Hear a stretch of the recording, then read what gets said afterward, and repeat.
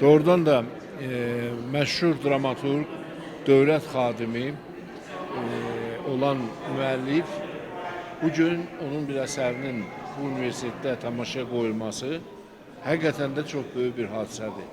Həm Azərbaycan səhnəsi üçün, teatrımız üçün, həm tələbələrimiz üçün, həm də müəllimlərimiz üçün. Bilirsinizmi, məhz belə əsərlərin səhnəyə qoyulması ilə əhval-ruhiyyələrin genlərimizdən gələn çağırışların nə qədər bir-birinə yaxın olduğunu hiss etmək mümkündür. Bugün Macar xalqının Türk xalqlarına yaxınlığı mövzudur. Bütün düşünən beyinləri silkələyir və bu istiqamətdə tədqiqatlar yazılır, bu istiqamətdə müxtəlif işlər aparılır.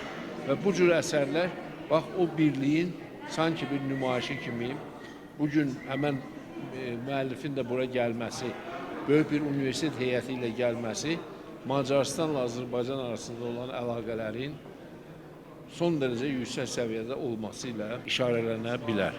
Bu universitetin nəhəng olması ilə yanaşı, eyni zamanda bir ailə kimi olması hiss edilir. Tələbələri də, müəllimləri də, dünən bizim Rafiq müəllimlə bir yerdə tələbə müəllimlərlə görüşümüz oldu.